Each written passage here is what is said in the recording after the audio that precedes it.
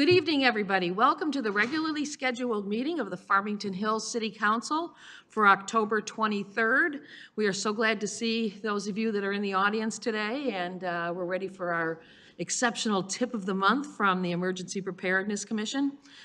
We will start like we always do with the calling of the meeting to order, and leading us in the pledge. I would like Mike Sweeney to do it.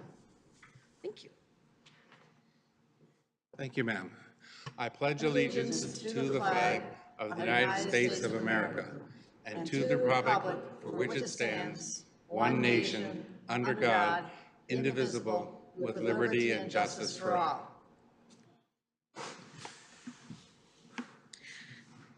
Next is the roll call. Mayor Barnett. Here. Council members Bullaware. Here. Bruce. Here. Knoll. Here. Massey. Here. Newland. Here. And I will note that Councilmember Bridges is absent. Next item on the agenda is to approve the regular session meeting agenda. We did have a request from a constituent who wrote an email to consider removing item number 4 on the consent agenda to a separate agenda item. I'm just throwing it out there. We don't have to, but we can if we wish. So I'll leave that to the motion maker. Dr. Massey.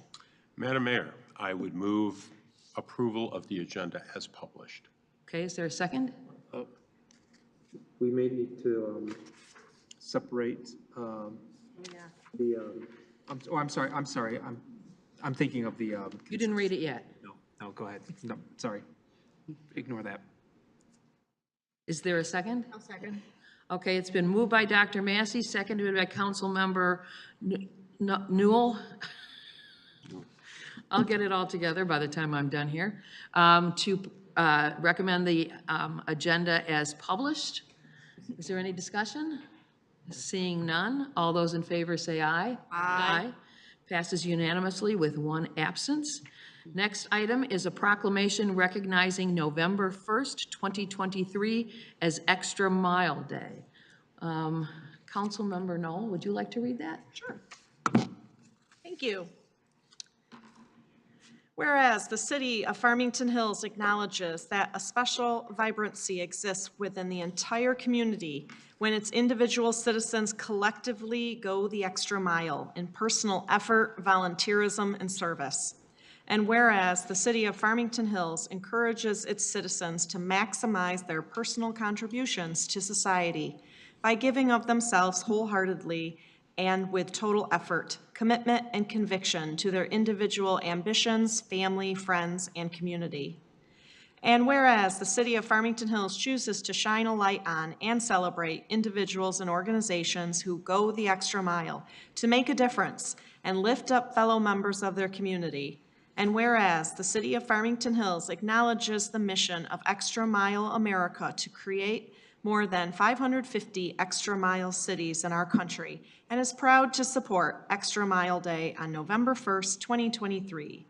Now, therefore, Vicki Barnett, Mayor of the City of Farmington Hills, on behalf of the City Council, do hereby proclaim November 1st, 2023 to be Extra Mile Day and urge all members of the community to not only go the extra mile in their lives, but also to acknowledge individuals who are inspirational in their efforts and commitment to make their organizations, families, community, country, and world a better place.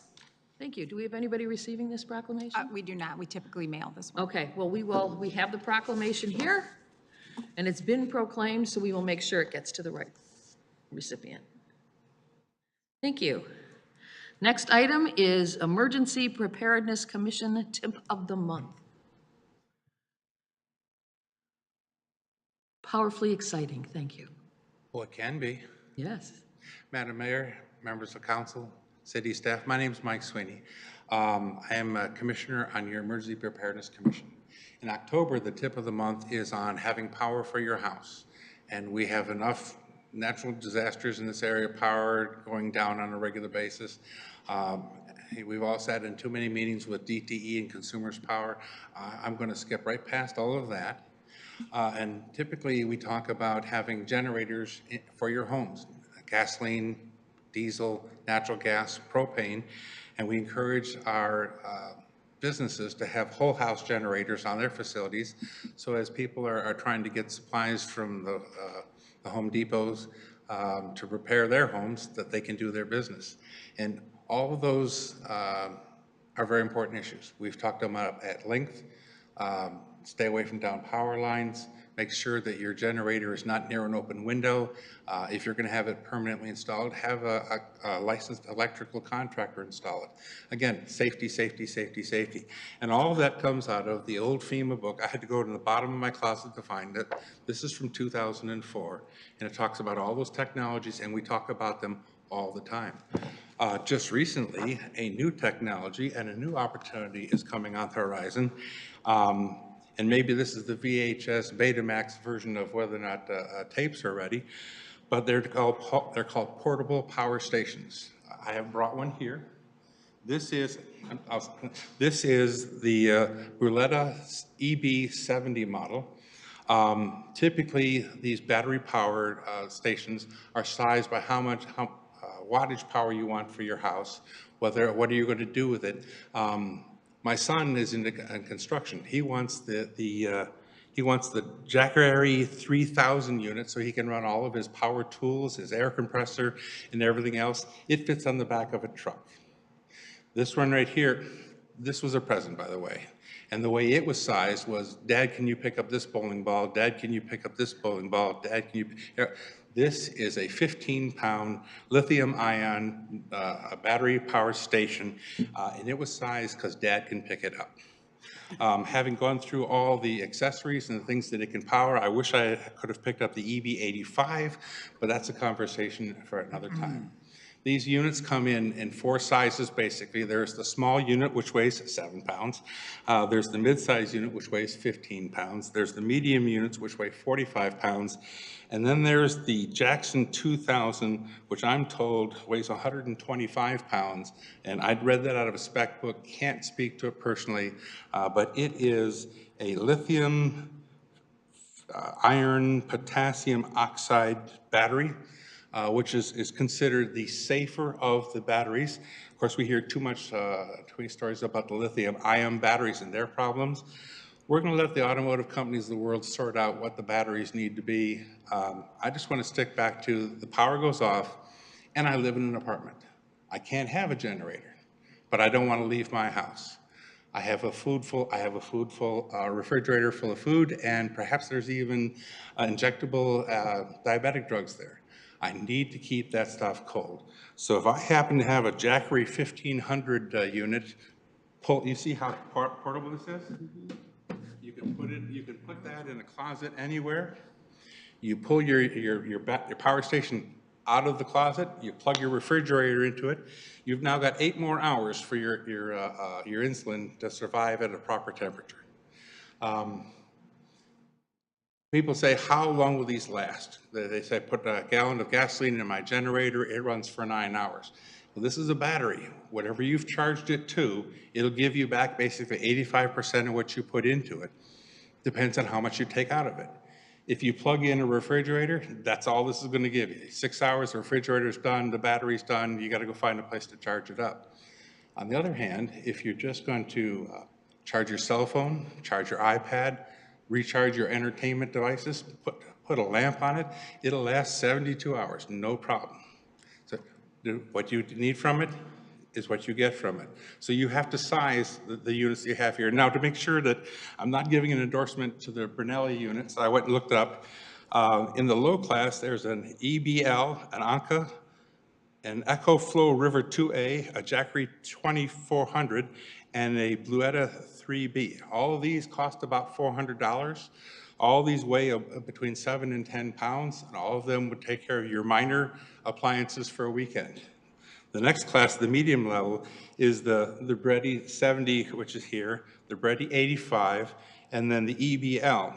Now these weigh between 15 and 25 pounds, and they will run small microwave ovens, a mini fridge like you might have had in your dorm room, a fan, a Keurig coffee pot, and they were very specific. The 70 will run a Keurig, the 85 will do a brew coffee pot.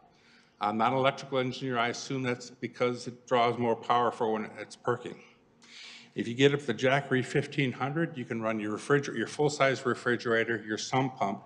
They had no comment on how you would rewire your furnace so that it would run off that unit.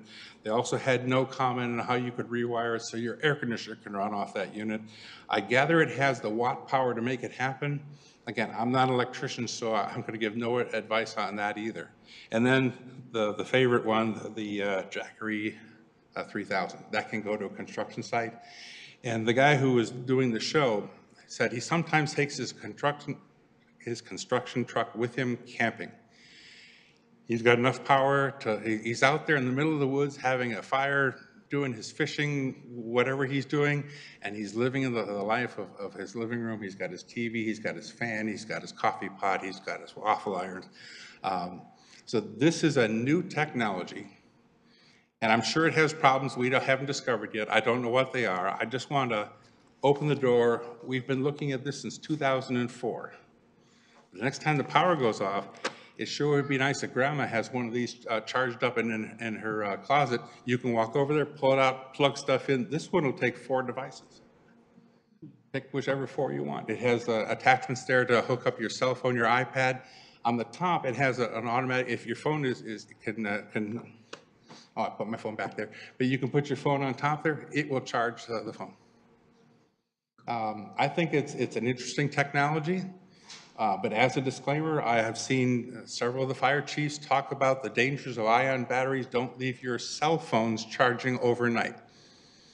Well, the cell phone's like this, and then there's that. So my advice is charge it up in the garage during the day while you're awake until we figure out the rest of it. Okay. Oh, and I was asked how much these things cost. It seems like the industry standard is it's $1.10 per watt, a watt hour. This one is a 716 watt hour unit, and it cost $850. That's just about a buck and a half. So. Wow. Any questions? Great job. Thank you. Well, thank you for having us here this evening. Thank you. That's interesting. Next item on the agenda is correspondence. Does anybody have any correspondence to report? Dr. Massey? Thank you, Madam Mayor. I received a letter and a proposal from a resident regarding the incorporation of a labyrinth into one of our parks. And part of this was a letter, and it's specifically speaking to talking about changes to our master plan for land use, and here's an idea. So I'll pass it on. I'm actually trying to get a little bit more information. Apparently there was one installed in Kensington Farm. So I'm trying to get a little bit of information, and I'll be passing that on to Ms. Snackle, our Director of Special Services, and to the city manager so they can share it with Planning Commission. Kind of like a corn maze. Kind of like that, only apparently this is a smaller, and the idea, and it has to do with finding mental peace and harmony as you're working through this process. So there's a lot that goes into this. It was very intriguing. I thought I'd share that with council. Great. Anybody else? Yes, Councilmember Knoll. So we just approved item 4 on the consent agenda. I believe some of us maybe did receive an email with questions about item number 4. I was wondering at some point, it doesn't have to be now, but if our city clerk could provide some information. I know she has some bullet points prepared that talk about item number 4, and I think it would be interesting to anyone, in the audience or listening on TV, since this is a new item here in Farmington Hills, Oakland County, state of Michigan. So, and I believe many of us did receive a postcard in the mail about it, so I think it would just be helpful if the city clerk were to provide more information about it. Yeah, I was going to ask her to do that after the okay. consent agenda was read, so that so that the public knows that we did respond in writing to the person who requested that this possibly be removed from the agenda for further discussion. Pam Smith did a great job in her answer, and it satisfied all of us, and I'm sure it satisfied the respondent. But we haven't heard back from him yet. Anybody else? Okay, I received a few letters recently on a proposed PUD on 13 Mile Road. I believe we've all received emails to that effect. It has not come to us yet from the Planning Commission, but we are aware of the project. So let's move on, and we will talk about the consent agenda. And I will turn it over to Mayor Pro Tem Bruce. Thank you, Mayor. Item number 4, recommended approval of a license agreement with Oakland County for early voting at the Costic Activity Center. Number 5, acknowledgement of fourth and first quarter financial summary reports and quarterly investment report. Number 6, recommended approval of canceling the December 25th, 2023 City Council meeting. Number 7, recommended approval of a request for status change under Section 10.01A of the City Charter for the Police Department. Number 8, recommended approval of a request for employment under Section 10.01A of the City Charter for a guest services assistant. Number 9, recommended approval of City Council study session meeting minutes of October 9th, 2023. And October 10th, number 10, recommended approval of City Council regular session meeting minutes of October 9th, 2023. Okay, is there a motion? Councilmember Knoll?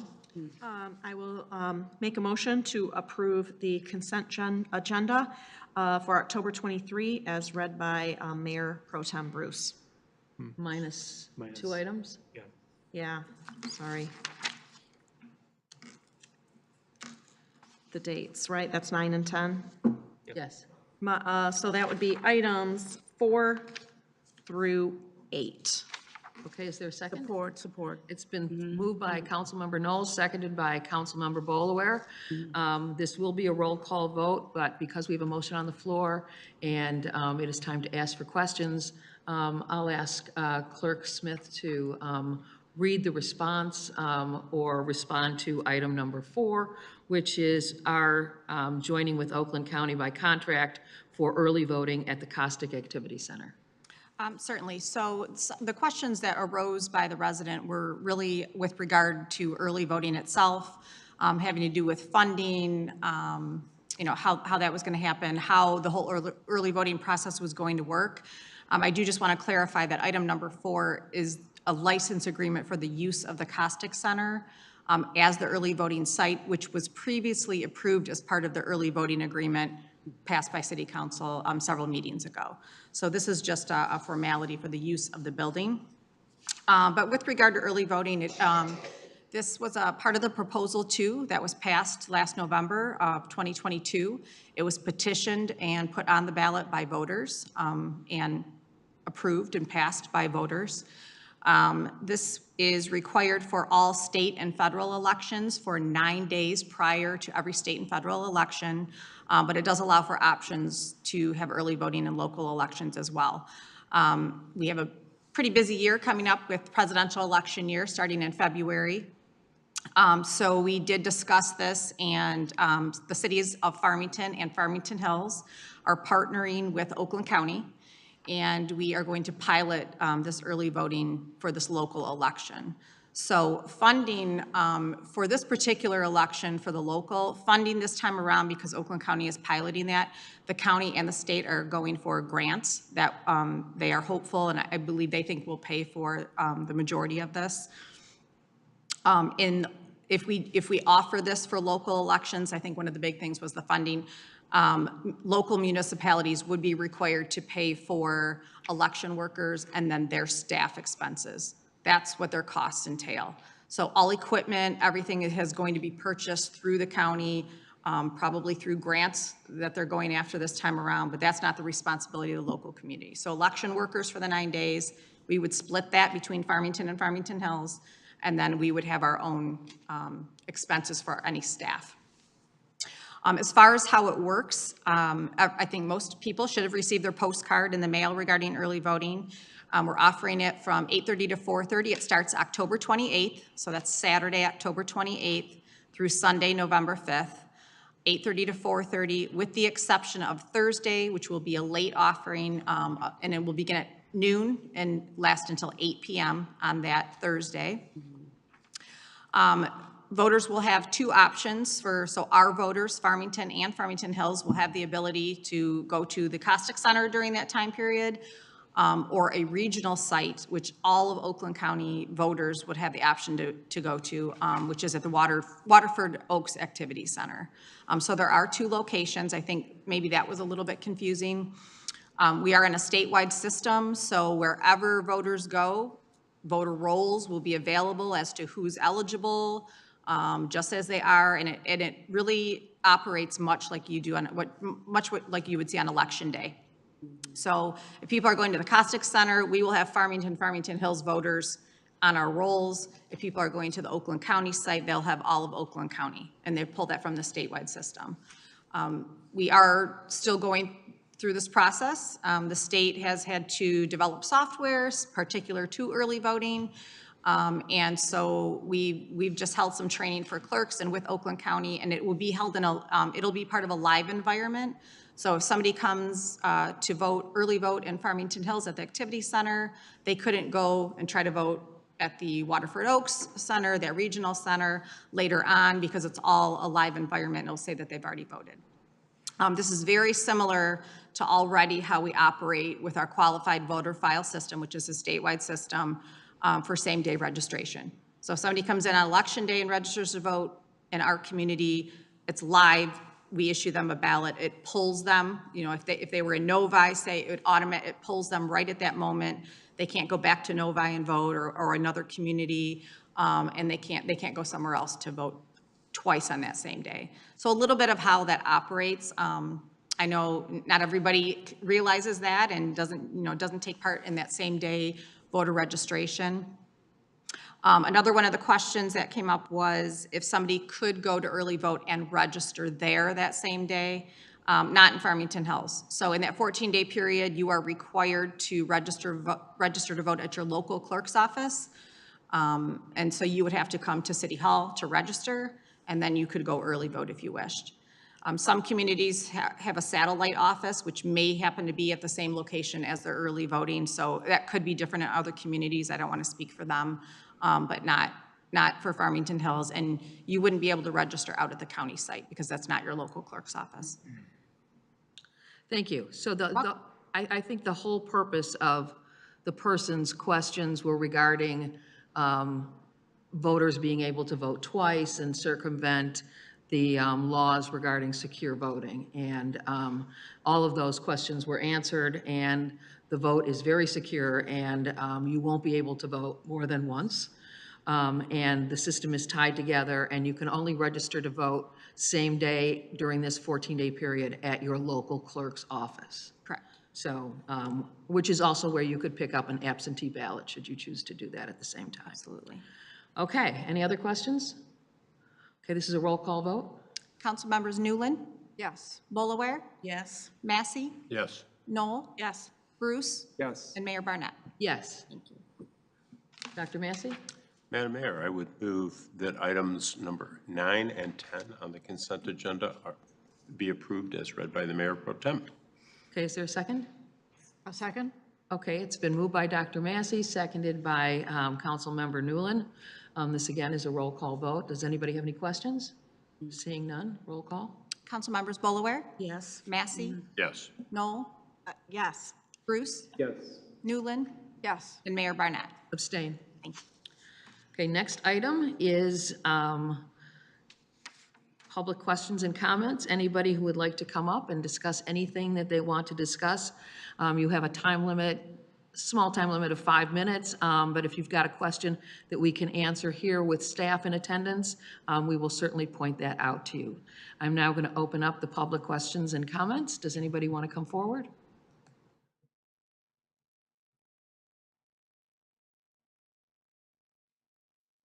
We just need your name and your street. Mr. Tyson, 22539 Colgate, Farmington Hills. And I got this bill from WRC, and this paper, it says the minimum quarterly sewer charge effective July the 1st, 2023, of $84.80 was established by the city council. And I just got a bill from them, because I was looking for the bill. They didn't send it to me, and then I just got this bill a month later. And this one is $212 if paid by the 10th of October. And I tried to make a meeting here, as a previous one, and I didn't make it because the weather, I think, was bad, because all I have is that bicycle over there. And so now it's up to $233.20 for 3 months. That's, to me, that's outrageous. There is no sense in that. I mean, for $19 a month, $228 a year, you can support the SPCA, protecting, helping animals. But maybe you're not into the animals. But for the same $19 a month to $228 a month a year, you can support St. Jude, help children.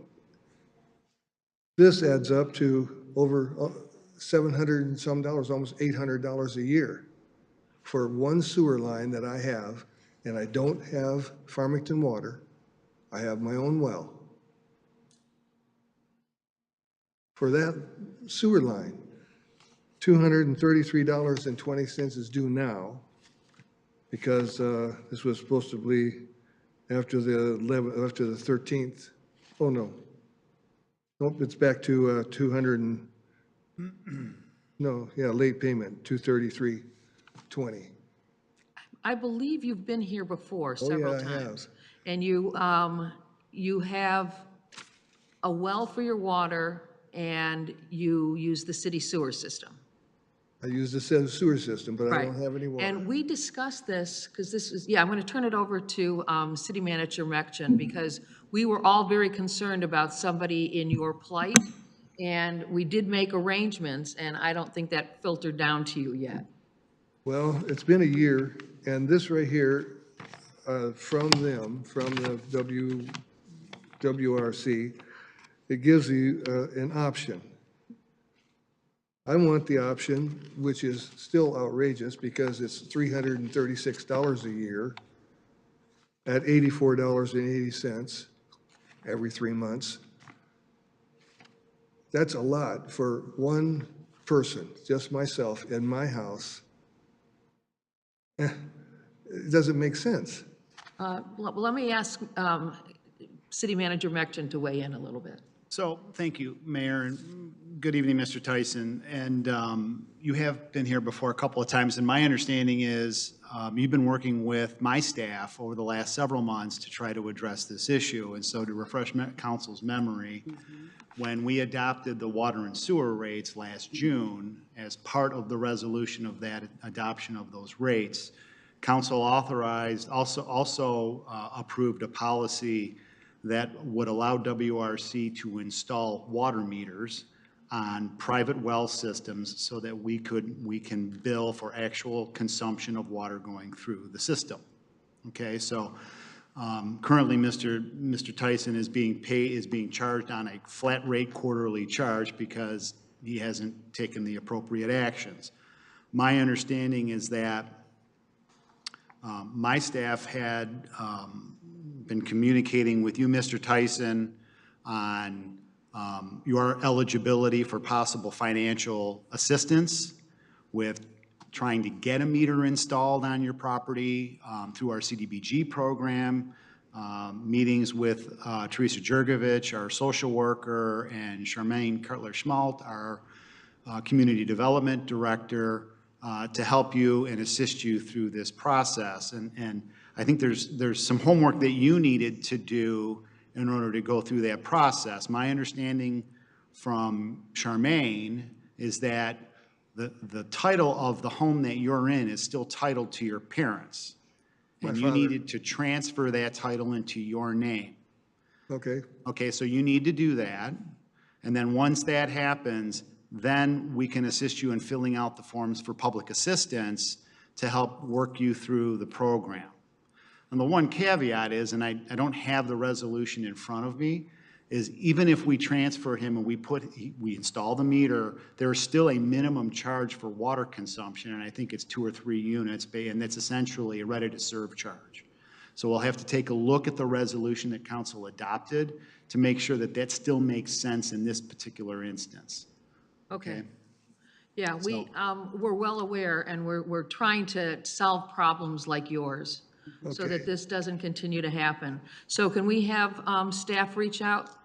We will have Charmaine contact you tomorrow, and if you need legal assistance because you're confused as to how to get the title transferred into your name for that property, I think there's some legal assistance at the county level that can help walk you through that, and we can get you that information as well. Okay, but one of the things that this program that you're proposing is that I put a meter on my well. That's correct. That's correct. That is Okay. correct. And this right here says that I have an option of choosing the minimum quarterly of $84.80 without a meter, right here. I don't know exactly what that is, Well, it's and so I'll from- have to review that with my staff. I'm sorry. I don't know what the county has sent out to you at this point. Can I give this to you and make a copy of it or whatever Sure, I can certainly have a copy made, absolutely. afterwards, after this? That's fine. Yep. We do want to help you. This was a big discussion during the water and sewer rates, the rates proposed and how we were going to try to solve problems like yours because it was excessive. Well, in the paperwork that they've presented me, they want to know everything that I own or inherited or whatever. And if you have $10,000 or $12,000 put aside, you don't get the benefit of having them put a meter. And I don't want it on my well. I want it on the pipe that goes into my house because I don't need you to have reading my meter when I'm washing my car, when I'm watering the grass, doing all that. That doesn't go into the sewer. So that doesn't need to be metered. What goes in the house for washing dishes, for using the bathroom, taking a shower, okay. But that's all, not everything else. So I don't want it on my well. I want it on the line that goes in the house, for one thing. And another, it doesn't say that I have to have that to get the $84.80. It says right here, it's an option. And without all of the meter and all that other stuff going on, no, I can just have the $84.80. It says so right here. And that's what I was going to do. And it's still at $336 a year for one sewer line. That's, oh man, you get nothing for it. They're not responsible for the line. They're not responsible for anything. Nothing. All they want is the money. Just money. That's it. Because I just don't understand that. How can they, something like $228 a year goes to the animals, goes to St. Jude. There's a price that a lot of people can afford to pay, $19 a month. Why is a sewer line more important than that?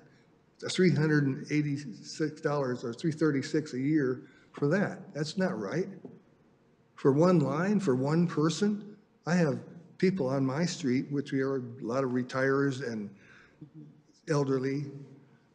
Every one of them, I went down the line from $140 to $155. The average was $150 for 2 people, and they use Farmington water. And I'm here, I've got a bill here for $220, and it's one single person because it's flat rate. Well, whoopee, who voted for that? I didn't, you didn't, I don't think. It's not right. Okay, well, again, we've exhausted our 5 minutes, but we Okay. want you to know that we will put you in touch with the city manager. We're almost done with the meeting, so Okay. if you just want to stay a few more minutes, we'll have him walk down and talk to you. Okay, thank you. Thank you. Thank you. Anyone else for public questions and comments? Seeing none, I will now close the public questions and comments and bring it back to council for council members' comments and announcements. Mary?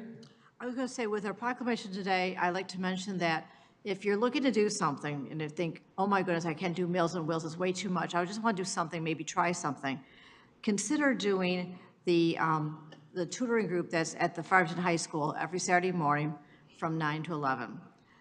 All you can do is you go in, there's students there who are looking to engage. You never know what you may tutor or just talk to somebody. So, if you want to try something and go the extra mile, think about this group. It's run by the Farmington parents, and you can get anyone from a high school student to a kindergartner that comes in and needs help. So I highly encourage you to take that extra mile and work with this group. It's fun. It's also, they got good munchies too. Very good. Anyone else? Okay, now it's time for the city manager update. Good evening, council. Given my schedule last week, the only update that I wanted to share with council is myself, Councilperson Bolaware and Councilperson Newland were at the MML conference last week. And even though my time there was somewhat limited, I think we can all agree there was some really good content that was shared, and a lot of really nice projects that were presented as part of the Community Excellence Awards. Who won? I'm sorry. The one with the painted cement, Mannington or, Oh, I can't. no, Yeah. with the sign, they had the signs up, the letters. Bridgeton, that's it. Bridgeton, That- yeah. yes, On they the west won. side of the state, they're, Yes. yeah. Yeah. Very cute project, very nice. Yeah. They did a little, that was the Pocket Park one, right? Correct. So maybe our friends in Farmington may copy that similar application for their project. It was a nice little project and made a big impact in a very small community. So a lot of good information shared, and a lot of good ideas came back. In fact, I had to, after you come back from some of these conferences, there were so many good ones. I was on the phone pretty much all the way home with department heads sharing those ideas. So hopefully we can get some of those to come to fruition. So that's all I have. Thank you. And that brings us to the end of the agenda. Is there a motion to adjourn? So moved. It's been moved by Councilmember Knoll that we adjourn. Is there a second? A second? It's been seconded by Councilmember Newland. Any discussion? Seeing none, all those in favor, say aye. Aye. Aye. We now are adjourned. Good night, Farmington Hills. We'll see you in November.